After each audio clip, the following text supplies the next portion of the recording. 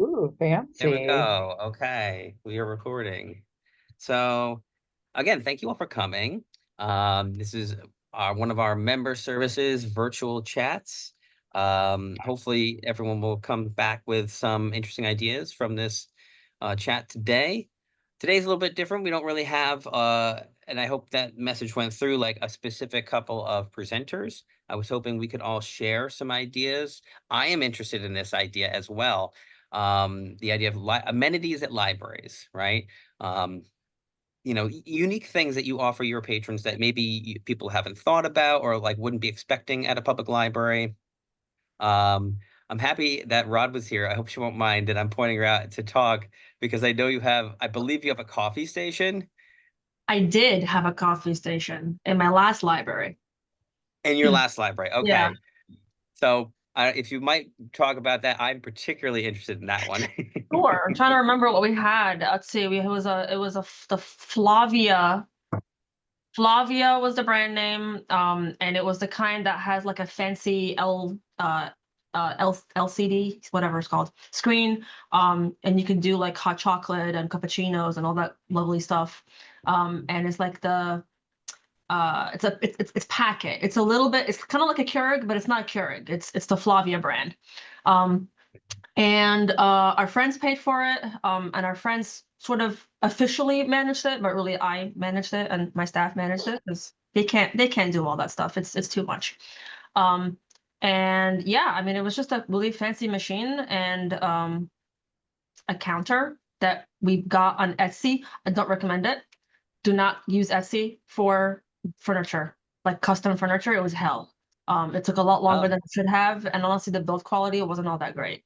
I could have gotten a much cheaper or even comparably cost-wise thing by just going to a store and buying it. Um, so there's a lesson learned there. okay. Yeah, it's just coffee, guys. It's nothing. It's just coffee. Well, we're jumping right in, so I Yeah. thank you though. Two questions from me, like, how does it work in terms of like, do you have like K cups or whatever the cups are like at the Yeah. desk and people like purchase them? So what we did was very interesting. So like you could buy a thing if you go on Flavia's website, you'll see like they have like a big box where you can put all the packets in them and they're visible and they look really nice. But because we had them kind of right by the entrance and not like we were a little bit worried about, people just taking all the hot chocolates and just using them or whatever. What we did is that we created playing card versions of each coffee thing. So like we actually like we found a company that you can like create custom playing cards, and the artwork was the exact look of the coffee thing. And we had those in that box. So people would just go up to the thing, grab the coffee card that they wanted, come to the desk and pay for it. And we just exchange the coffee card for the actual coffee thing that they put into the machine. And this way too, we knew like every day, okay, here's how many cards were given to us of this flavor. We knew exactly how many were used up at any particular Mhm. time frame. That's Um, good. It's like buying Sudafed. yes, thank you. Yeah, so we just so yeah, so the playing card was the perfect size that matched perfectly the coffee packet that Flavia uses. This because what I wanted it to look pretty, right? So the container that has all the coffee flavors, I wanted to still have that and still have the pretty the pretty covers of all the coffee things without actually having the coffee out there. Um, that was my goal, and I think we achieved that. Now they may have changed it since I've left. I don't know how that worked out. We did that right as I was leaving. Um, yeah. That's really cool. And would people pay like $1 or something for the cups? Or was Something it very, very nominal. Yeah, very nominal. All the cups were there. All the supplies were out there. They just had to come and trade the card for the coffee and pay while doing so. And you could do it with a QR code, pay on Stripe, or pay in cash at the desk. That's Ah, awesome. that is really cool. Yeah, but it really depends on like your demographic. Like if you don't have to worry about that, or if you have it close to the desk anyway, like close to a staff person where you don't need to kind of go this route, it's unnecessary. But it was right by the entrance, and we were not there. Like, it was right by the entrance, and so, you know, we didn't want to have to like constantly babysit it. We just knew, okay, it'd be safe that way. Okay. Last question, is it tied directly into your water supply? Yes. Yes. Okay. That was the other thing, because I didn't want people to go back and forth filling it up with water constantly. I wanted to minimize like staff involvement, even though we were obviously like, you know, people were buying it from us. I didn't want to have to go and deal with all that. All we really have to do is, like, at the end of the day, just empty the a receptacle full of the used coffee things. Although that machine can be configured so that instead of it going into the receptacle, it just goes like into the ground, but then you have a counter with a hole in it, and then that hole goes into a garbage bin. Okay. So you can do that too. So yeah, it's a really cool machine. I think it's called Flavia, and I'll put in the chat the exact models. I don't remember. I have to look it up. But it was a really, really nice machine. Thank you. Sure. That was very helpful. And, you know, obviously I have a particular interest in that because I was thinking clearly about it from my library. So, and I Yeah. see in the chat too. Oh, sorry, go ahead. No, it's okay. I'm putting in the link in there. And so we have it, and I'm pretty sure Persephone got the exact same machine as well too, right after us. So you can either go to Roxbury or Persephone is closer to see how it works. But here's the link to the machine. That machine that we got. I love that thing. So it makes good stuff. That is super helpful. And I will visit Persephone. I may know somebody who works there. I don't know. That's very cool. Thank you. And I see in the chat too that Ridge where did it go? Hillsdale. Hillsdale has it as well. I knew that, right? They've had it for a long time, but maybe has downsized recently. Yeah, not the Okay. Flavia. I forget what there's there, but not Flavia. Okay. All right, that is cool. So, well, obviously, I think that, you know, that was a good one, and I think we'll just share some different ideas. I thought maybe Erin could quick share an idea because she has, I think, a really cool thing at her library that I thought would be fun for everyone to hear about too. So, if Erin doesn't mind, I'm throwing it to you.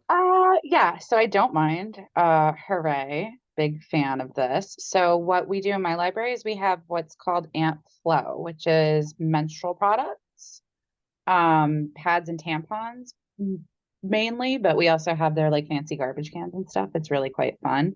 I actually have a little PowerPoint from ALA, and I absolutely will not go through the entire thing, but there's some of it that I think you guys would enjoy here and a little bit of information. So I'm just gonna do that right now if I can figure out how to screen launch. Oh, I gotta move. Okay, I see what's up. All right, screen launch, share. Okay, is that working? Yeah. All right, so this was my slideshow from ALA. Period should end a sentence, not a trip to the library. That's me. Hi. That's what the Ant Flow machine looks like. You've got pads and tampons. They come in little cartridges. The pads do. The tampons are just loose. And you put them in the top of the machine. You hit the button, and you get a free pad or tampon, depending on what you're looking for. Now, this is my favorite part. It's going to take like 2 minutes, but I think it's very important. Oh, can we not hear it? Can anybody hear me? No. Okay, hold on. Can you all hear me? We hear I you, can- but not the YouTube. All right, I'm gonna have to I'll just send you guys the link, but it's quite a fun song. It's called Proof That NASA Doesn't Know Anything About Women. And it's about when they sent women to space and they asked Sally Ride how many tampons she would need, like 100. So 86% of people who menstruate have unexpectedly started their periods in public spaces without supplies. 30% of women struggle to afford period products, pads, tampons, menstrual cups, etc. And 79% of teenagers feel that they need more in-depth education on menstrual health. So what this means is you have folks who are going through it and need support, and this is a way to offer it. Antflow is a woman-owned company. Their founder, Claire Coder, is awesome. She is like a mover and a shaker. And when I came to her with the idea to put these in libraries, she was like, "Why did we never think of that?" So it was a pretty lovely way to do this. So yeah, as you can see, let's talk.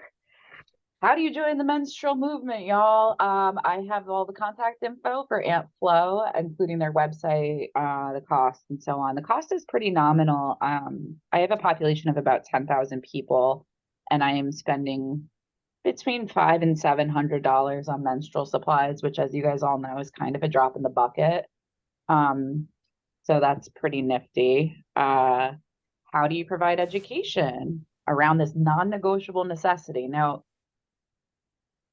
for a lot of people, this particular topic is something that people don't want to talk about. It's personal, and I get that.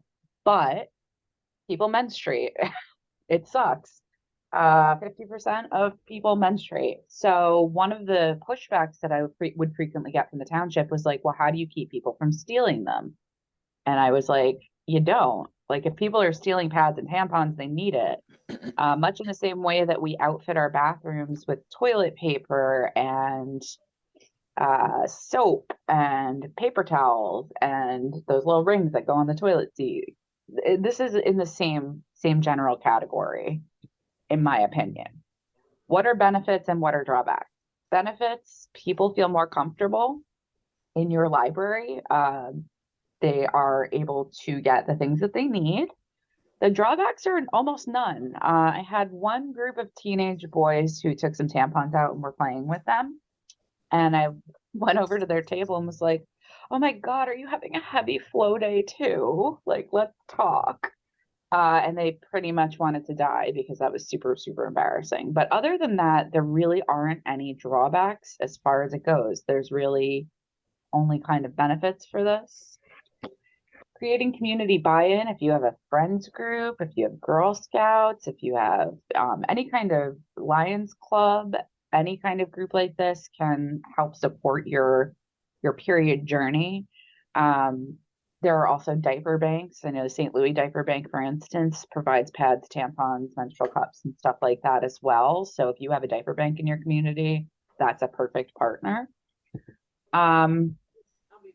And then I guess the only other thing that I really wanted to just underline is that, like, my maintenance and facility guys were like really against this for no reason.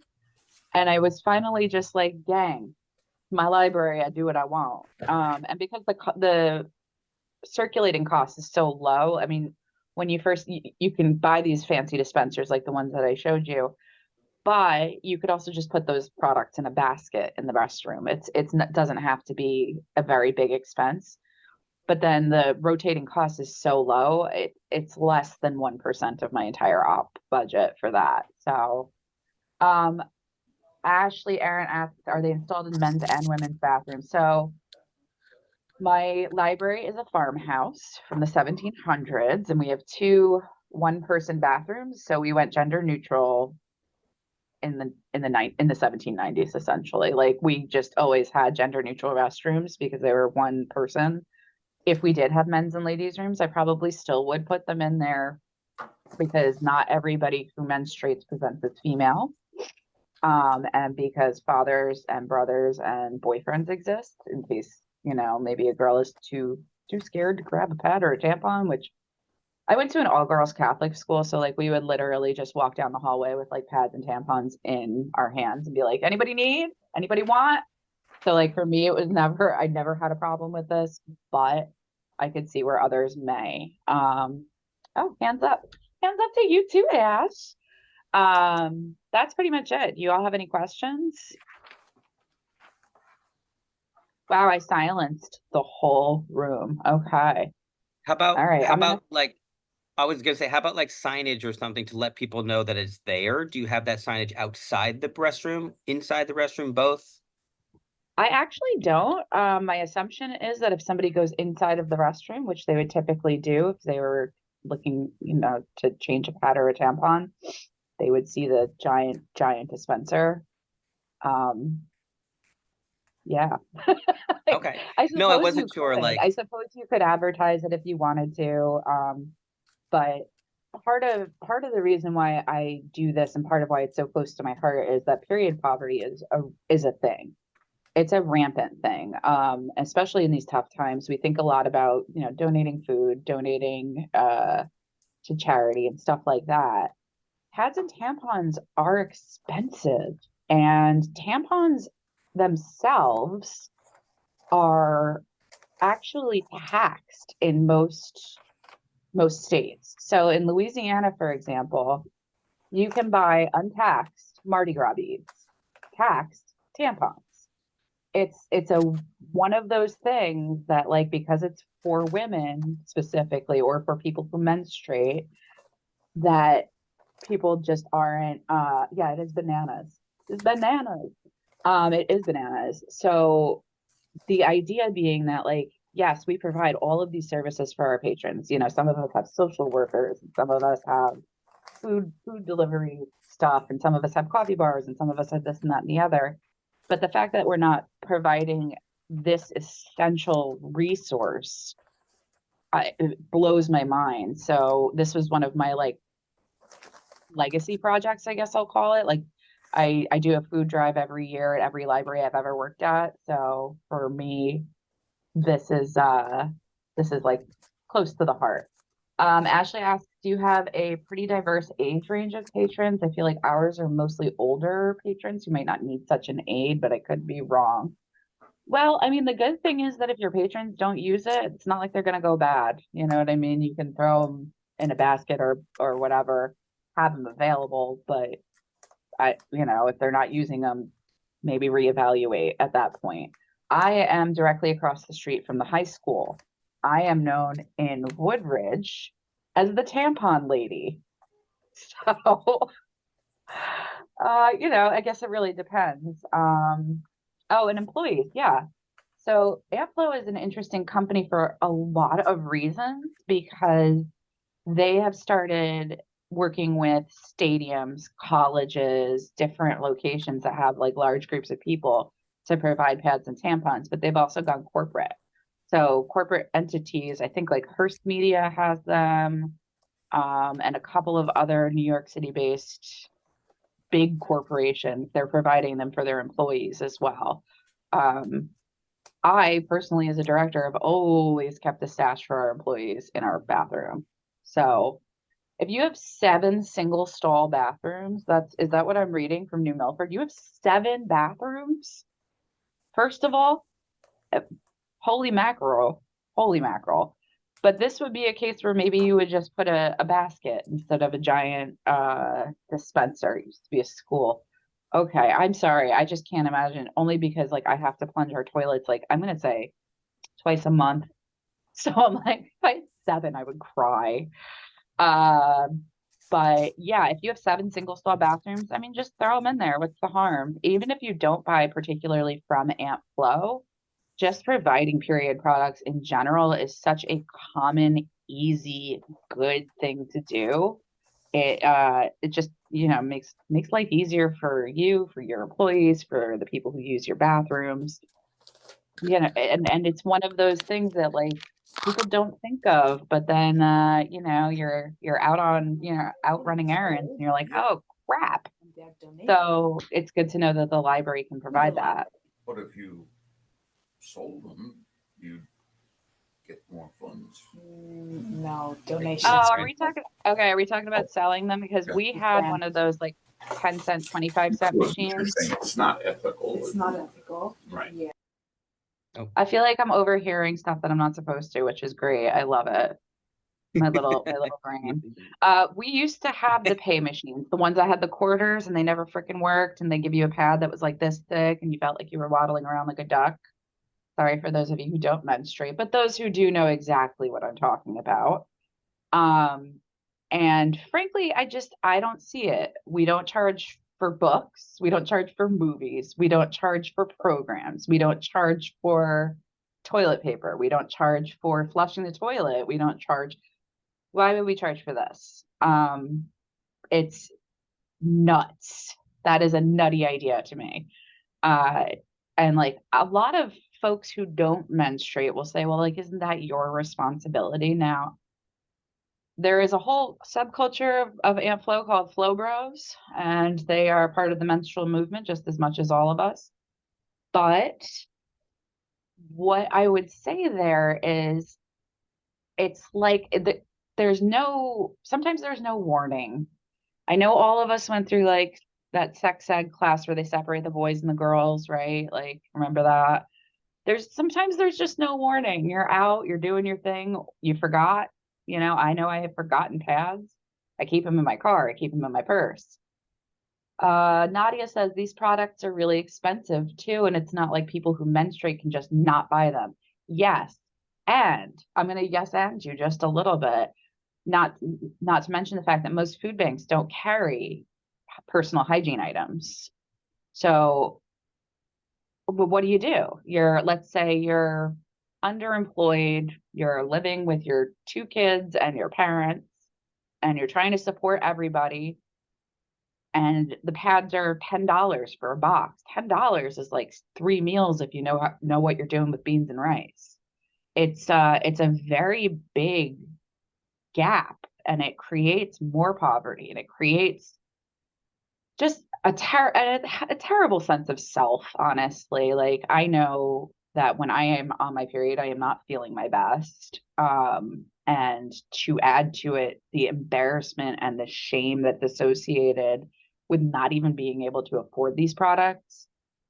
It's, like I said earlier, just such an easy, common good. So highly suggest pads and tampons. Sorry I went on. You can see I'm a little passionate about this. Well, no, I thank you. I think it's a great service, and one that I think the more libraries that can offer that, better. So thank you, Erin. You're welcome. I'm going to be looking to do that. I've been meaning to do that. So Yeah, anybody that wants to do this, holler at me. I will put my contact info in the chat here. I have been down this road with at least 7 other libraries at this point. I've kind of become the library rep for Airflow. Things that I didn't think I'd get to put on my resume, and yet here we are. Ooh, that's right. no, Mike's there you a go. Flow bro. Yeah. We love it. Hopefully I will join the club soon. So I'll let you know. Yay. Over now. Period parties. What's a period party? Mike, talk to me. Mike. Well, I don't host them personally. I have a member of staff though. We'll do something maybe once or twice a year, aimed primarily at younger, preteens, teens, just to help them be comfortable with the changes that their bodies are going through, and to let them know that we support them and that we have these products, and it's a way to celebrate their own maturation. And we don't really do product demonstrations, but we let them know what's available, and we combine that with pizza and soda or donuts or what have you, and it's open to I'm in love. anybody. That's great. That is a wonderful idea. I might steal that idea from you. Oh, please do. And it's all about normalizing a function that, like you said, half the population faces. Yeah, And it's billions of people. And we only had one person complain when they saw it in our newsletter. And their complaint was, that this is something that should be private, and that, you shouldn't be talking about these things. And what do you mean it's open to anybody? Like a little boy is going to go to this? And I said, well, maybe they have a sister or somebody, or they want to understand. I said, but, this is clearly somebody that was from a different time period. And we're in a new age now. And that's what we do here. Mike, you make me so happy. Hello, Oh. bro, for life. I'm actually going to bring that up to Claire next time I talk to her and just let her know that period parties are happening because I think that will thrill her. Okay. Yeah, any other questions about period products and stuff and like that? No? Okay. Does anybody else have something cool that they want to talk about? Yeah, does anyone else want to share something? This is the Like, kind come on, of the gang. point. Let's see. This is show Anyone- and tell. I completely forgot that I had even mentioned Matt had mentioned to me about AmpFlow. So I wasn't even planning on doing a presentation today. So y'all need to come with your A game. I have a couple things I can talk about, but I was hoping, if anyone has something they want to share. I guess I can share. I mean, it's not really all that unique. I feel like everybody else and their mother also might have like a library of things, but ours includes yard games, which I did not realize was a thing that exists in the world. But apparently it does, and they're very, very popular, especially with grandparents who are hosting like parties with their grandkids. It keeps everybody occupied. Um, but they're in pretty heavy rotation, and they're constantly going in and out. And yeah, I mean, we have a library of things that covers a lot of stuff, like your typical like board games or whatever. And we have a 3D printer that I'm now learning how, because I'm new. I'm new to the library sphere, I was like, and what I'm new. library do you work at? You seem awesome. Let's Oh, kidnap thanks. her. I work at West Caldwell, Cool. and I am enjoying it thoroughly.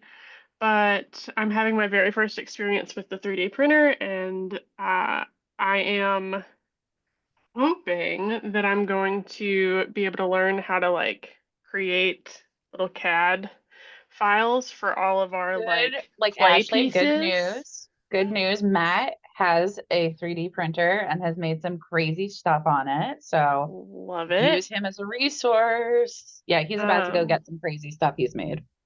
Yeah, These are bookmarks. fun bookmarks. I cannot take credit. This is Bridget, our teen librarian, who's amazing. And these are all I give these away for some of our silent reading parties. These are bookmarks, but we've done like all kinds of cool things. You might recognize this. Not popular at all right now. So we do a ton of stuff with our 3D printer. We've not made it publicly available for like public prints yet, but probably will soon. I know Mawa does, and I think a few other libraries. But we make a lot of cool stuff. Yeah, ours is publicly available but doesn't get a lot of play. And since I'm the goal is to have it be a draw before the end of the year. And so I'm just kind of like learning as a newbie who knows nothing about 3D printing, what to do, how to do it. I want to be able to, every time we get a new board game come in, take pictures of the pieces so that when the pieces eventually disappear, That's I can brilliant. easily reprint them. That's brilliant. Yeah, Because that's amazing. not what I've recently discovered is not all games have their pieces available as files already on Thingiverse. And so like we've got a broken Marvel Villainous game piece that has been glued to high heaven every time it has broken. And I can't 3D print it at the moment because I can't find a file of that particular piece. But if I learn how to make the file, then boom, no problem. So, Ashley, they're a little pricey, and maybe there's a cheap version, but you can get a scanner. They make scanners where you can actually scan a 3D object. Okay. And it goes into the software that you use to, model and stuff, and you can actually like print stuff out from what you scan. So That's neat. that's all I know about it. I don't know anything else about it. But I know it is possible.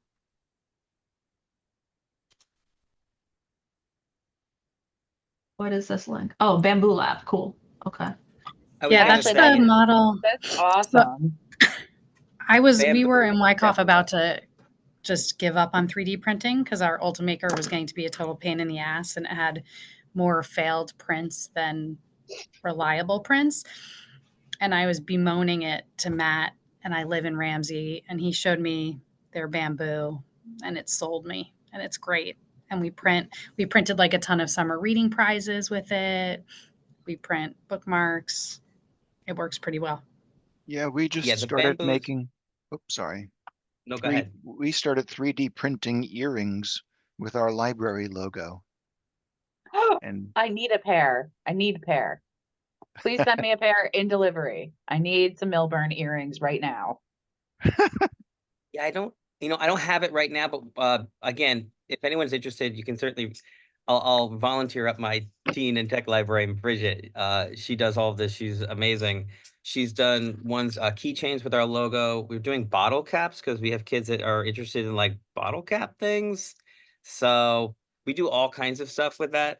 One of the things that I was actually going to mention a little later as like did you say I see a hair clip? We did just print a hair clip with our logo on it.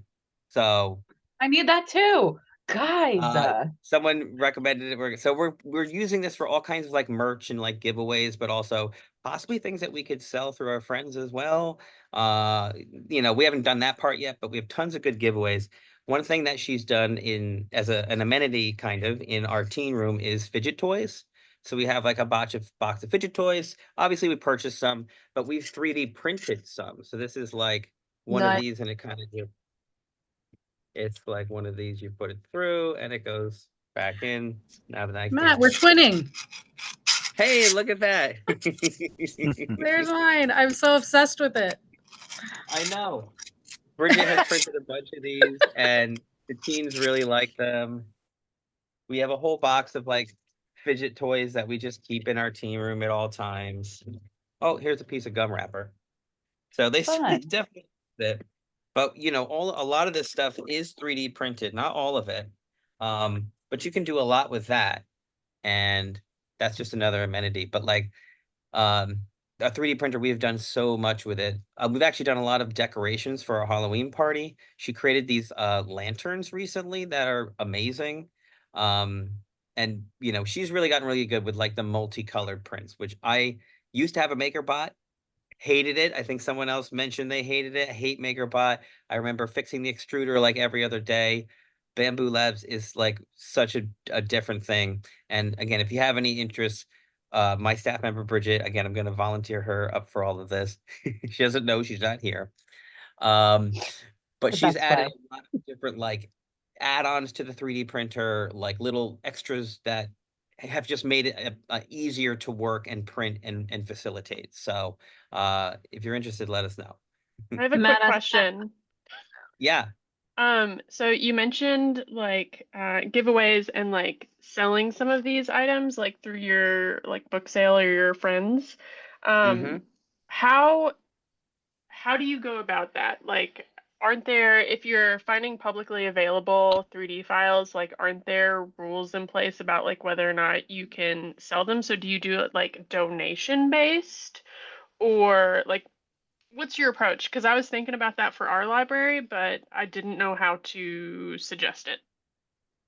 So that is a great question, and one we're still working on. So we haven't actually begun to do that yet, but I think what the model will probably end up with is certainly anything that we design in-house, like that's got like our logo on it or something, like we can sell, like that's okay. Although it's going to be sort of my friends fund the money for the materials for all of that, and then we sell it, and the money goes back to the friends. Nothing goes through the library, so it's a little wonky. I'm still figuring out that piece of it.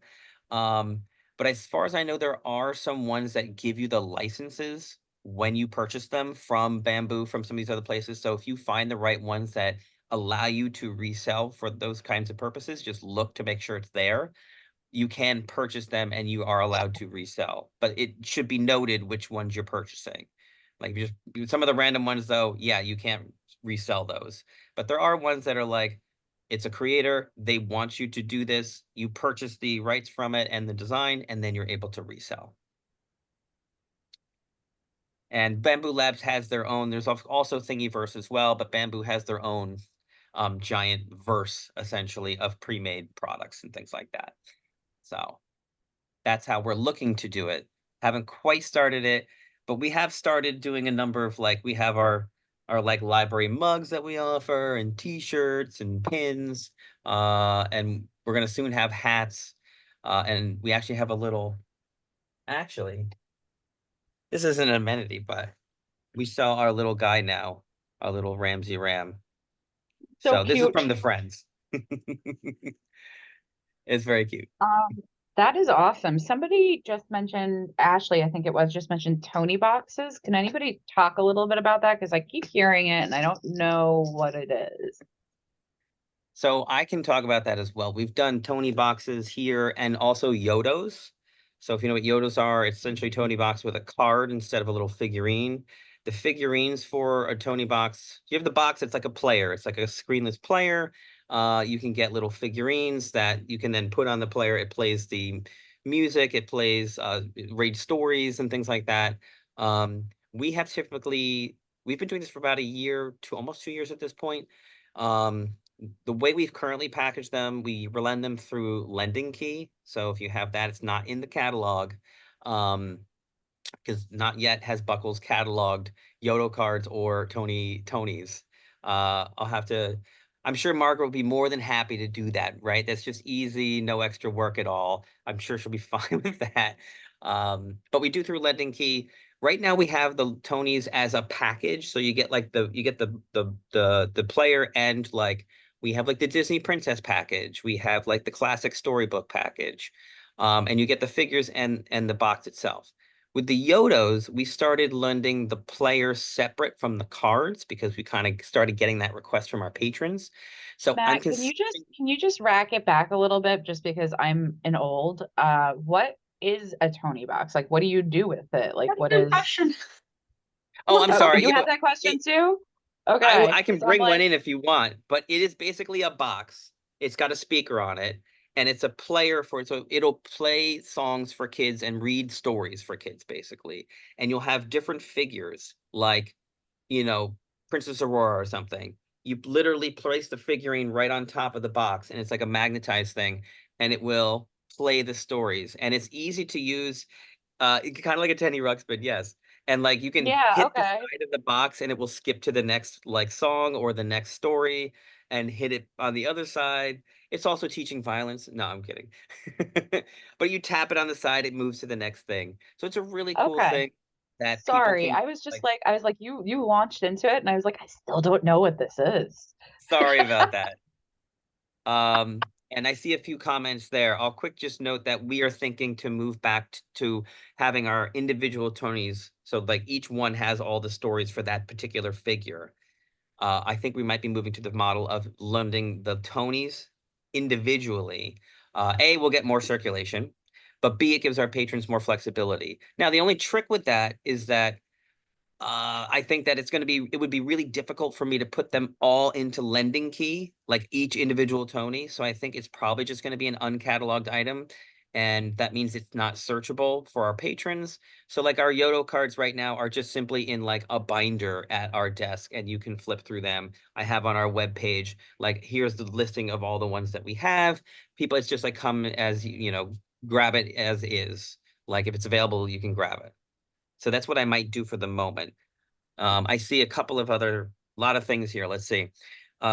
Riley says, we have the Tony box and the figures as separate circulating items because in our community, we found a lot of people already own them. Very popular. So that's what we're finding too. A lot of people already own the Tony boxes.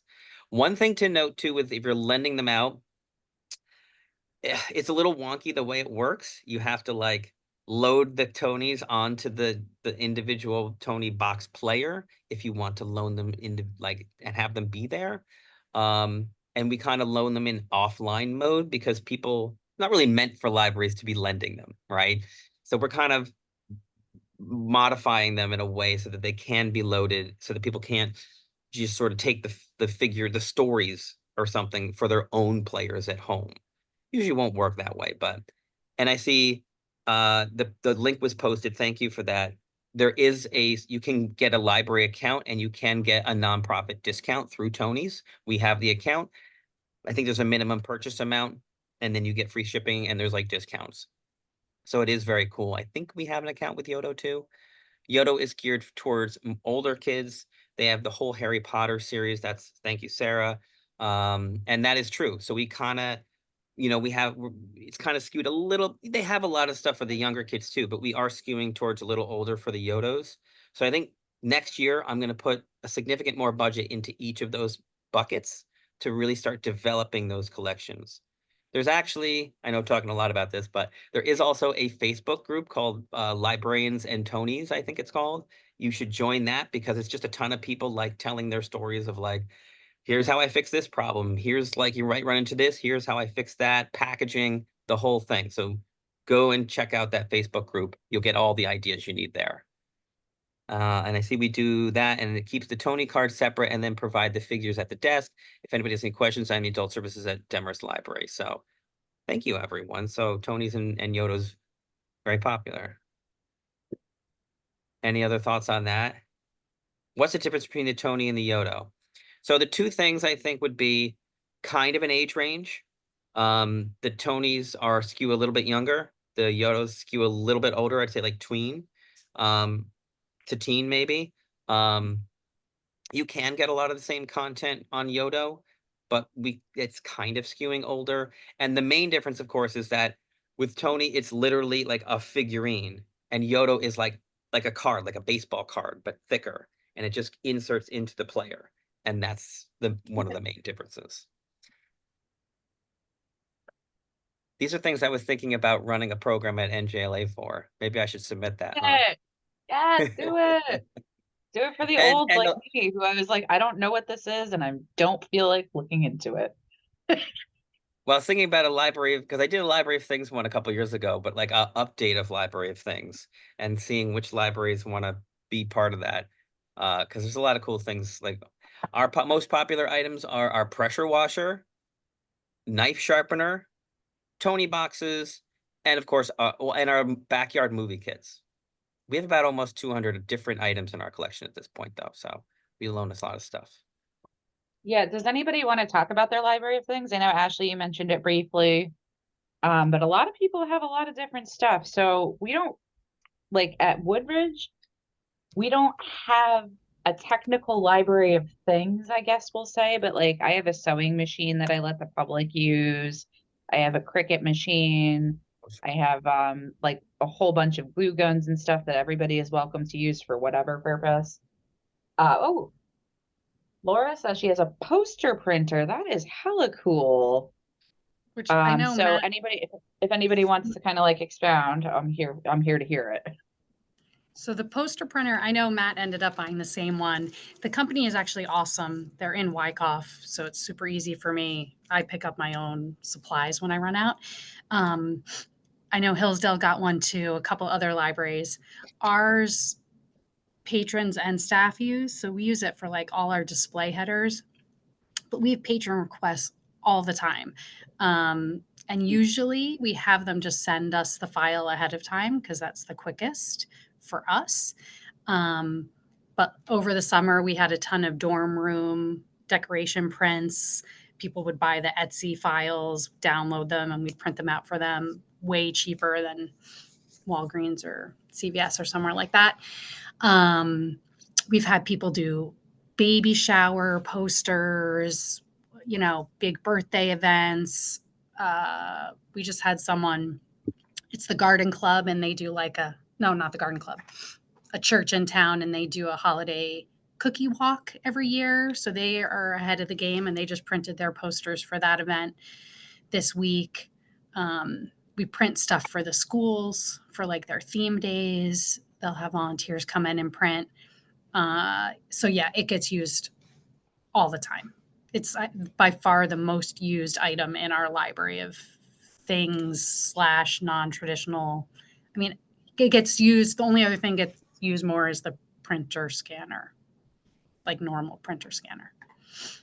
Yeah, we started offering that too. It's really fantastic. And we're able to do some stuff in-house too. Like you can print vinyl on there. So we made our own banners as well with like grommets and things. You could promote your big events. It's really not that expensive to do that. And I saw the pricing for us, at least. We've kind of made it a round number. So we have 3 different sizes that we can print. It has a max width size, of course. But then I think we set it at $5 for any size matte poster, and then $10 for any size glossy. And you can get up. We on our website it says max 24 by 36 for poster size, but technically you can print it like much longer. I think the company's like, oh, you can print 100 feet or some insane number. Like, we don't advertise that. Yeah, I think the roll is 100 feet. So that would be Like, yeah, technically you can Full print roll. 100-foot thing, I suppose. You want to wrap your building with something. But it's good. It's good for self-promotion too. Let's say, can you see? This is like my stats infographic from last year. And I do, oh, yeah, that's last year's. I do like a giant 24 by 48-inch version of that poster and stick it near the entrance, near the children's room, near the downstairs meeting rooms. So like it's a good way to toot your own horn. I'm going to chime in for a second too. Please. Hello, I'm at Montclair with Rodwa, but we have a poster printer and we have adhesive paper that we use for the poster printer, and it's like the sticking and non-sticking. So we've used that to print decals to add to our van when we do like parades in the community. So we had like African American Heritage Day parade, and we printed like massive Black author pick portraits that we stuck to the van, and then it didn't damage the van at all to peel it off. And we've used them for various things around the library too. The adhesive paper is really great. I think we've Hi. done that too for like Winged Oakling. Yeah, please go ahead. No, I'm just saying hi. Caitlin is semi-new, so hi, Caitlin. Hello, everyone. We had a couple questions in the chat. Let's see. What's the average cost of a poster printer? Okay, I like cost that of- everybody just went completely silent. Like, you Like, like- what does it cost to get started with it, I'm guessing?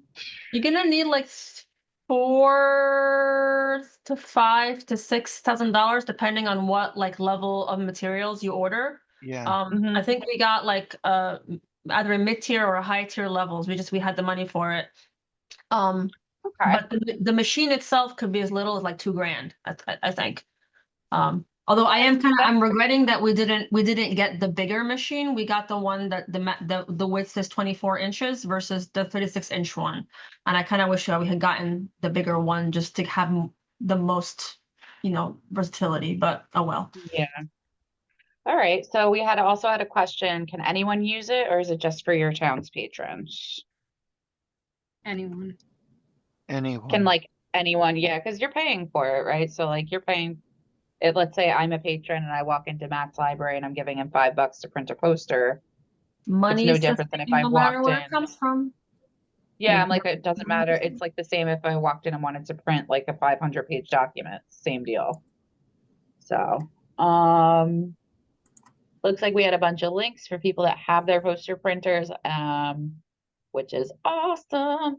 Presentation Systems is the local vendor. They're great. They take POs. Ashley has named her large format printer Penelope. I love that. I love giving things that don't need names. That's awesome. And she also said that they charge based on materials and square footage of the print. So interesting. I want to add that we also had a lot of lawn games in Roxbury, and they were crazy popular. And you're right, it's the grandparents that like they have the kids for the weekend, they don't know what to do, and they would come and grab a bunch of stuff.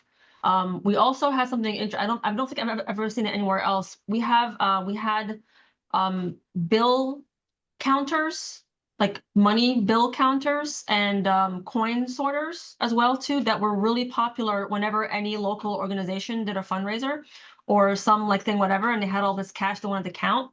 And often they just come and just do it in the library, like one go and then leave, and they wouldn't actually borrow it. But that was also something that really was very popular with all the local PTOs. So that, that was good. And we also had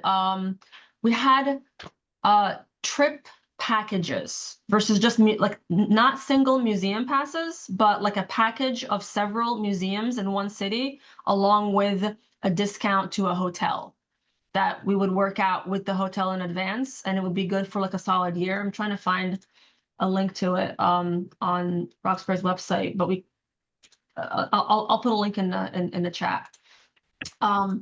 So if you want, like, if you're going to spend a weekend in Philadelphia, you can just, go to a number of museums and not just one. And also get the discount on your hotel. So I'll put that in. I saw that before. That's really cool. There you go. I added a link to my library things too, in case you want to look through some of the stuff. I always kind of troll other libraries of things because I like to try to get whatever cool things they're doing. We've kind of run out of space at the moment though, so I'm on hold a little bit, but other ones that are super popular for us are like our green machine, steam cleaners. We have all the backyard games, board games, computer game, like, the NES Classic, all those sorts of things. So all those things are very popular. I actually do have a question about that for you, especially Matt, and anyone else that has a big library of things. How do you store/display your stuff? Because we have it kind of on like these shelves, and it doesn't, I don't know, because like you put them in cases, you put them in whatever, it doesn't really look as impressive as it can. And of course, the more you have, the crazier it gets. So how do you guys store and display it to the community? So I can say right now, I had originally had ours like when it was much smaller, like 5 years ago, in our children's room, because it was kind of like a tech lending thing.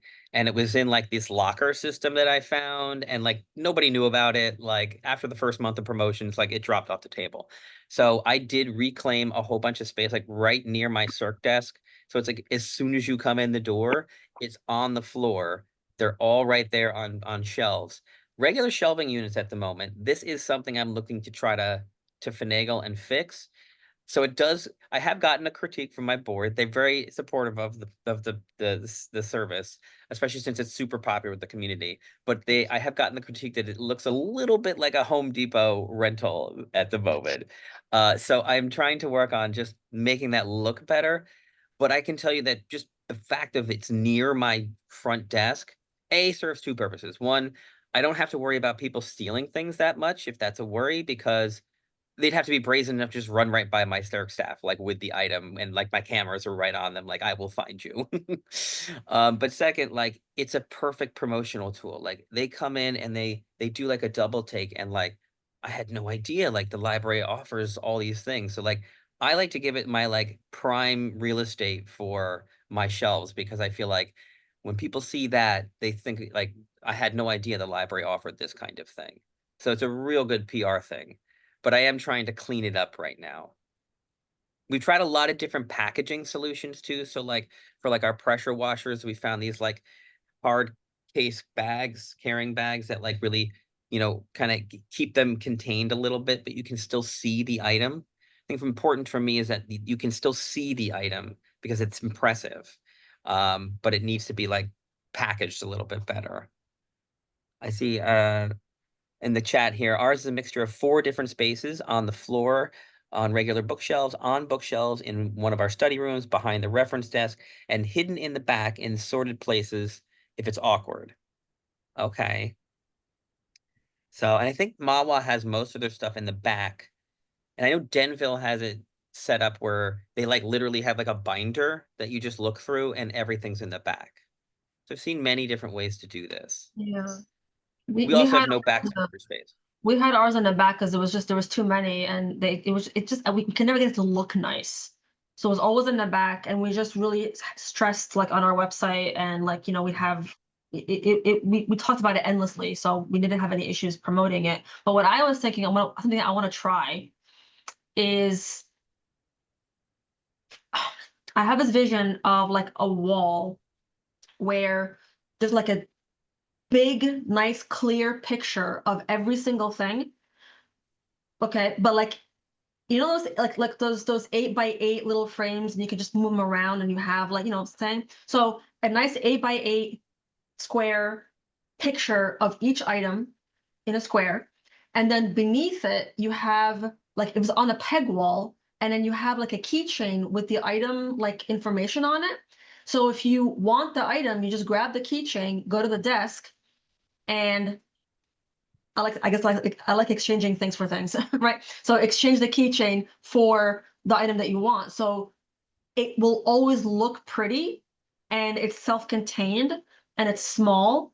But you don't have to worry about the mess of, you know, your massive library of things and where to store it. It'll all just be stored. Like we have a big basement, we have storage, and that would work for us. But you still get the nice, pretty visuals of and the impressive, you know, wall of stuff. That's kind of what I was thinking when I wanted to try. I think I've seen a combination that's like combining two libraries. I think I've seen like Lake Hiawatha. I think, well, they've added QR codes to all of their items. So then like you could scan and it's like a picture and it takes you right to, if you have Lending Key or something, it takes That's you right smart. to see if it's available or not. And you could like reserve it right there. And I Okay. think Allendale, I have to check with my staff, may have, if I don't know if anyone have from Allendale, but I think they have something like it's pictures and then it is like a description. So it's kind of what you're thinking, like there's a shelf and it's all just really nice, neat pictures of every single item. So it sounds like a combination of those two things, but with the added keychain, which I like. So So just butting in real quick, it is 12 o'clock. I'm happy to talk about this for as long as you guys want to, but I just wanted to give you your time. So that is true. I was gonna note, I'm happy to continue to talk. We normally go for an hour, but if anyone we want to stay, I will continue to go over things. And library things, maybe that's a whole other we could do a refresh of that at NJLA, huh? Who wants to be on a that panel sounds with like me? it, yeah. I'll submit that. I'll ask some of your libraries. Let's see. I was gonna note a couple other things that I don't know if this counts, but I wrote down in December, I have a tradition of like serving hot cider to my patrons and putting like a fireplace, a crackling fireplace on the TV and like a little nook area. So I guess that would count as an amenity. Kind of interesting. I also show the Olympics and the World Cup whenever those are on and just have those streaming so at the whole time. Probably other places do similar stuff. So I figured I'd throw some other ideas out there other than the couple we've talked about. So I And unfortunately do have to hop off because I have about 5,000 things I need to get done. So you guys enjoy. I hope you had a good time, and I'm leaving you with Matt. So try not to burn the house down, okay? I have to go right now too, but there's a library in Orlando that has a flight simulator. I know. that's I know. Yeah, come on in. Need it. some of those big libraries. I mean, I think Philadelphia has like a full kitchen, like a whole kitchen program. I think cooking program. I think I saw that a few Amazing. years ago. It's amazing. Incredible. All right, gang. I'll leave you to it. Thank you for doing this. This is great. Yeah, thank you, Bye. everybody. Any last thoughts before we go? I can show one more thing if you want to see. I do. I've got Uh, one thing to share. Please. Just FYI, I'm not Ann Dodd. I don't know why her name is under my picture. I'm Colette. We have a Narcan box in our library. It's new and it's great. Somebody, a family, you know, from the community donated it. It's in an old newspaper box and it's filled with individual boxes of Narcan that people are welcome to take. And I just think it's a great addition to the library. Am I incorrect? Maybe Mimi or Mike or somebody. I think there's a state program for this as well. Is there not? Yes. I have to get on board with that. Yes, there is. Maybe there's on top of the box, it says distributed by Recovery Support Services. And there's a phone number if anybody's interested. I think ours came through the county, maybe. So there were people from the county here when they unveiled it. Yeah, and they're called Buster boxes. They're called Buster boxes. They're big purple boxes. And what I thought was so important when they were making their presentation was that it's not just if someone themselves is going through something and they want to take it. There might be kids at home whose parents or siblings and they want to take one to have at home just in case they need it. It's just, I think it's a really important thing. Definitely important, and one that there are various places I think you could get supplies as well. It sounds like so. Yeah, but it's anonymous and it's free and it's, you know, available to the kids who might not have access otherwise. And by kids, I Absolutely. mean teenagers and above, hopefully, but to anyone. And thank you, Laura. Laura shared the state program in the Okay. chat. So you can Still see have to that. schedule training for my staff, so it's a reminder to me. It's a reminder to me too. I'm behind on that. I'll add one more thing. We also, and this is something I'm looking to add as like a program kind of at some point. We do something like this, and probably your libraries do too. We have like lots of sensory stuff. So this is like a sensory bin of just stuff. It's in our kids' room, but we often have a lot of like adults with special needs who visit the library, and we make it available to them. We have 2 particular groups that come to the library twice a week, and we provide these for them, and it really works out really well for them. They're just sensory things. It's like calming. It's just something they can work with, and tactile, and the groups have found it very helpful. So just a little extra, little small thing. Well, Matt, it is, what all's in oh. your sensory bin? Because we have one So- too, and I'm new to it, and it looks. I feel like ours is a little lackluster, but maybe they're meant to be lackluster. I don't know. well, we have like 6 bins. In fact, some of them are in use right now, so I can only grab a couple of them. And this is my children's library, Maggie, who put all this together. So, you know, she has the full list. These are like plastic little like string things you can just kind of go like this. So that's one whole bin of just that. Got another bin of these are like little balls that are like rubbery, but they have a tactile and they squish, and they're these kinds of things. I know that there's a library. In fact, I was going to send some of my staff to it. I think it's Tom's River, who has a whole sensory room or even like branch. So I saw them present at NJLA a few years ago. So I would recommend reaching out to the Tom's River Library. I got a lot of ideas from them for like different stuff to have available. They do whole sensory times though, where it's like they bring in a group. It's like, you know, it's quiet. It's just for that space. I was kind of thinking of this for like seeing if I can partner with those groups locally in my town, because we don't open until 10, but my staff's here at 9. So I thought maybe I could do something from 9 to 10 for those groups where the building would just be available for them. And it could be like a good sensory low volume. They don't have to worry about anyone else. It's just for them. So I'm trying to work on that now. But Tom's River has some great stuff, if I remember. Any other things anyone wants to share before we wrap up? It's been Well, really helpful. Ours isn't as exciting as some of the other things, but last year we implemented credit card payment for our printing system. And now more than half of our printouts are paid for by credit card. And it's just so easy. We did it through Envisionware. We had to make arrangements with a finance company, and there are different things that you have to do for compliance, just so that you don't become a haven for credit card fraud. But it's really low effort, and it's been a really nice service to offer.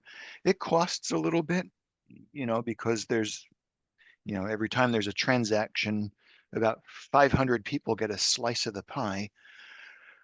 But